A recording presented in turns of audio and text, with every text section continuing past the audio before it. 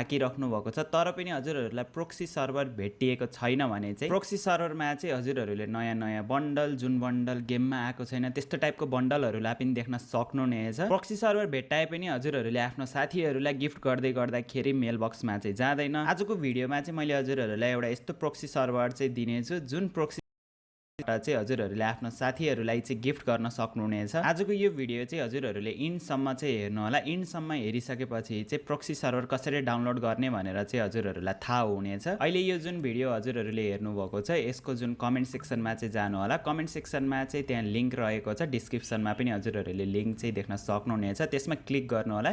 Click गरिसकेपछि चाहिँ यस्तो टाइपको इन्टरफेस चाहिँ खुल्नेछ। यस्तो टाइम चाहिँ लाग्नेछ। हेर्न सक्नुहुन्छ यो चाहिँ खुल्दैछ। यसलाई हजुरहरूले डाउनलोडमा क्लिक गर्नु होला। डाउनलोडमा क्लिक गरिसकेपछि चाहिँ यो डाउनलोड हुनेछ। हेर्न सक्नुहुन्छ त्यहाँ चाहिँ डाउनलोड भइरहेको छ। हल्का टाइम चाहिँ लाग्नेछ। यो डाउनलोड भइसकेपछि चाहिँ हजुरहरूले प्रोक्सी सर्भर चाहिँ इन्जोय गर्न चाहिँ सक्नुहुनेछ। त्यहाँ मेरो अझै 17 सेकेन्ड 18 सेकेन्ड जति बाँकी रहेको छ। सो प्रोक्सी सर्भरमा चाहिँ हजुरहरूले सबै कुराहरू चाहिँ पाउनुहुनेछ। यसलाई इन्स्टल गर्नु होला। इन्स्टल गरिसकेपछि चाहिँ हेर्न सक्नुहुन्छ यहाँ चाहिँ इन्स्टल भइरहेको छ।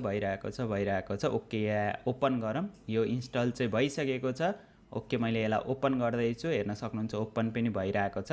अब यहाँ चाहिँ हजुरहरूले हेर्न सक्नुहुन्छ सबै कुराहरू चाहिँ जुन हाम्रो गेममा पनि नआएको आइटम्स हुन्छ नि त्यो चाहिँ हजुरहरूले यो प्रोक्सी सर्भरमा चाहिँ देख्न सक्नुहुनेछ। यहाँ हेर्न सक्नुहुन्छ मेरो प्रोक्सी सर्भर चाहिँ खोलिसकेको छ। मैले यहाँ ट्याप टु बिगिनमा चाहिँ क्लिक गर्छु र यहाँ यस्तो टाइपको इन्टरफेस चाहिँ आउनेछ। इन्टरमिडिएट बिगिनर भनेर त्यस्तो चाहिँ देखाउनेछ।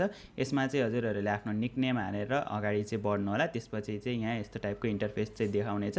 यसलाई चाहिँ हजुरहरूले क्वाइट गरिदिनु होला। क्वाइट गरिदिइसकेपछि चाहिँ हजुरहरूको प्रोक्सी सर्भर चाहिँ रेडी हुनेछ। यसबाट चाहिँ हजुरहरूले आफ्नो साथीहरूलाई पनि गिफ्ट गर्न चाहिँ सक्नुहुनेछ र गिफ्ट लिन पनि सक्नुहुनेछ। सो डिस्क्रिप्सनमा लिङ्क रहेको छ। प्रोक्सी सर्भर डाउनलोड गरेर इन्जोय गर्नु होला।